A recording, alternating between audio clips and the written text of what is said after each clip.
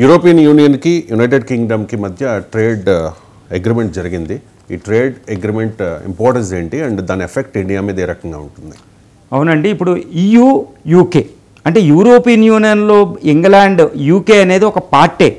కానీ 2016లో ఇదేం చేసిందంటే బ్రెగ్జిట్ అని కూటమిలోంచి బయటకు వచ్చేసింది. 27 దేశాలు కూటమి నుంచి బ్రిటన్ బయటకు వెళ్ళిపోయింది. ఈ బ్రిటన్ అనేది జర్మనీ తర్వాత అతిపెద్ద ఆర్థిక వ్యవస్థ యూరోప్లో, తర్వాత 3వ అతిపెద్ద ఆర్థిక వ్యవస్థ ఫ్రాన్స్, 4వది పోలాండ్ అనమాట. ఇవి ఉంటే ఈ బ్రిటన్ అనేది చాలా పెద్ద ఆర్థిక వ్యవస్థ అనమాట.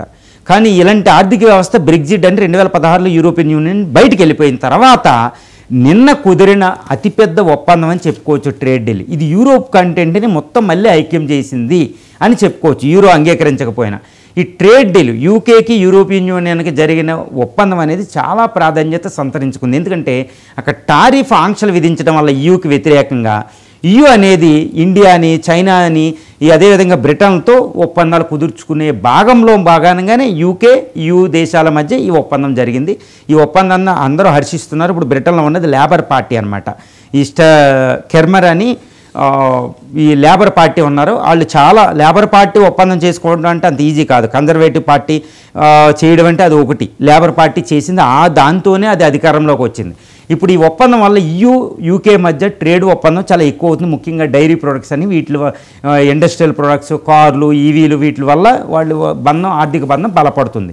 దీనివల్ల భారతదేశం మీద కాస్త ఎఫెక్ట్ ఉంటుంది. ఎందుకంటే ఇప్పుడు బ్రిటన్ ప్రొడక్ట్స్ యూలోకి వచ్చిన ప్రొడక్ట్స్ బ్రిటన్లోకి వెళ్ళినా మన యూరోపియన్ యూనియన్ అనేది ఒక అతిపెద్ద ట్రేడింగ్ పార్ట్నర్ అన్నమాట.